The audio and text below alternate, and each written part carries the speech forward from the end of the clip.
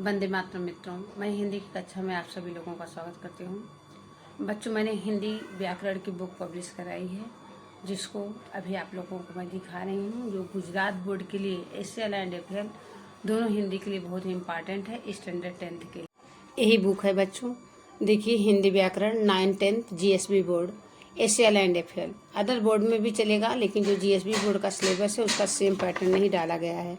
आप लोग के समझ ही देखिए, यहाँ पर मैं आप लोगों को दिखा रही हूँ, बहुत ही इजी भाषा में बताया गया है। जैसे देखिए, भाववाचक संज्ञा है तो इसके एग्जाम्पल्स भी बताए गए हैं और क्या डालने से आपको भाववाचक संज्ञा बनता है, ये सब भी बताया गया है। और जैसे आपका समास का पैटर्न देखिए, तत्सम तद्भव का पैटर्न देखिए, सभी बहुत ही इजी पैटर्न से आपको बताए गए हैं। जैसे यहाँ पर देखिए, तत्पुरुष समास, तत्पुरुष समास में बताया गया है जिसे कारक चिन्हों का लोप होता है। और आपको बताएं, हम देखिए कारक चिन्हों का प्रयोग भी बताया गया है बिल्कुल इजी भाषा में। जैसे देखिए, बहुब्रीहि समास आपके समझ ही देखिए, यहाँ पर बताया गया है दोनों पद प्रधान होते हैं और देवी देवताओं के नाम इसमें आते हैं। जैसे देखिए, लंबा लंबोदर, लंबा उदर जैसे गणेश जी, पीताम्बर पीला है वस्त्र जिसका जैसे विष्णु जी, चक्रधर चक्र धारण करने वाला श्री कृष्ण जी। ये SL और FL दोनों हिंदी के लिए बहुत ही इम्पॉर्टेंट है। भाववाचक संज्ञा गुजरात बोर्ड GSB बोर्ड में आता है, SL हिंदी में।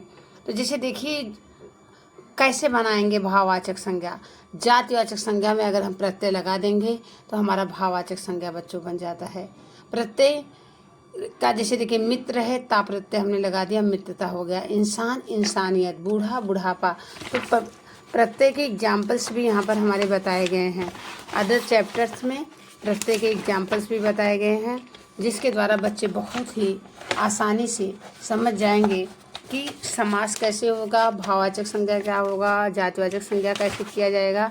सारे कुछ के उदाहरण यहाँ पर आपको बताए गए। देखिए, चैप्टर 2 का उपसर्ग का उदाहरण बता दिया गया है कि कैसे उपसर्ग होता है, कैसे प्रत्यय होता है, प्रत्यय में क्या लगाते हैं तो हमारा प्रत्यय हो जाता है। मुहावरा है, कहावत है, समानार्थी शब्द है। तो यहाँ पर बहुत ही इजी भाषा में बच्चों बताया गया है, क्योंकि हम सोचते हैं जो ज्ञान हमारे पास है वो आप लोगों को भी हम ज्ञान देने की कोशिश करें। और आप लोगों से नम्र निवेदन है कि आप लोग इसको जरूर लीजिए, क्योंकि हमारे GSB बोर्ड में कोई भी व्याकरण की स्पेशली बुक नहीं है। तो लोग जो है CBSE बोर्ड का, अदर बोर्ड्स का लेकर के पढ़ते हैं। तो ये एकदम GSB बोर्ड के लिए इम्पॉर्टेंट है। एंड हमारा YouTube चैनल भी है, सीमा टीचर हिंदी, आप उस पर भी इस बुक के प्रोसीजर डाले हुए हैं। जय हिंद, जय भारत।